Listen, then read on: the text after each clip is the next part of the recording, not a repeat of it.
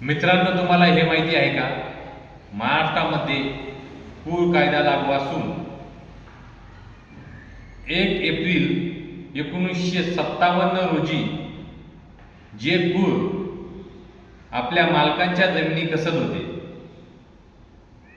किंवा जे आपले पूर्वज इतर कोणाच्या जमीन कसत होते आणि पूर म्हणून त्यांचे नाव 7/12 उतार्यावर लावलेले आहे किंवा फेरफार नोंदीमध्ये लावलेले आहे, अशांना महाराष्ट्रामध्ये जमीन खरेदीचा अधिकार प्राप्त झाला आहे व त्यांना मानवी खरेदीदार मानले गेलेले आहे. तर आपण आता समजून घेऊ पूर म्हणजे काय. महाराष्ट्रात प्रथम 1948 साली पूर कायदा अस्तित्वात आला. त्यामध्ये पूर म्हणजे जी व्यक्ती दुसऱ्याची शेतजमीन ठराविक अटीवर अनेक वर्षे कसते, भाडेकरू म्हणून व त्यांना काही पैशाच्या रूपात किंवा धान्याच्या रूपात काही खंड देते, तर अशा व्यक्तींना पूर म्हणून संबोधले गेले. त्यानंतर पूर कायदा अस्तित्वात आल्यानंतर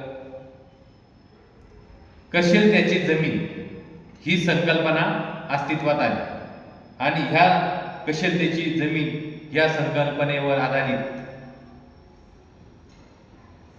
जर एखाद्या मालकाची जमीन दुसरा कोणी व्यक्ती कसत असेल तर त्याचे नाव पूर म्हणून इतर हक्कामध्ये टाकण्यात आले. तर टाकण्यात आलेल्या नोंदीबाबत संरक्षित पूर किंवा कायम पूर असे त्याचे वर्णन त्यामध्ये करण्यात आले.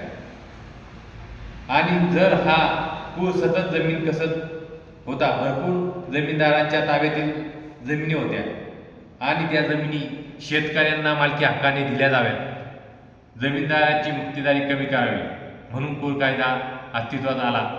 आणि त्यानंतर परत मग 1958 साली दुसरा पूर कायदा, सुधारित पूर कायदा अस्तित्वात आला.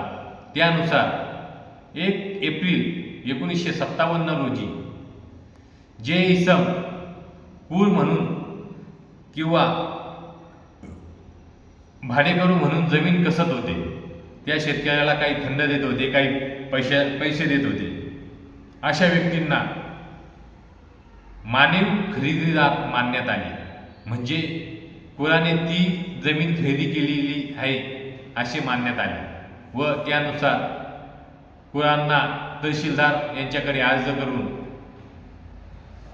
सदर जमीन नाव करण्यासाठी प्रक्रिया करायची होती व सदर जमिनीचे पैसे भरल्यानंतर ती जमीन कुराच्या नावावर झाल्यानंतर 32 चे प्रमाणपत्र तहसील कार्यालयाकडून प्राप्त झाले. म्हणजे कुराने ती जमीन खरेदी केल्याची ती एक 32 प्रमाणपत्र देण्यात आले. तसेच आजही आपण जर आपले पूर्वज कोणीही 1 एप्रिल 1957 रोजी पूर म्हणून जमीन कसत असेल तर आजही आपण सदरच्या जमिनीवर जमीन खरेदीसाठीचा दावा दाखल करू शकतो.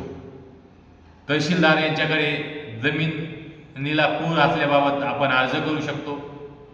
तहसीलदार हे सदर जमिनीचे पुराबाबतचे कागदपत्रे तपासून जर आपला दावा योग्य निघाला तर त्या जमीन खरेदीसाठी आपल्याला रक्कम ठरवून देऊन 32 प्रमाणपत्र आपल्याला देऊ शकतात. तसेच ह्या पुराच्या कायद्यामधून काही जमिनींना वगळण्यात आलेले आहे.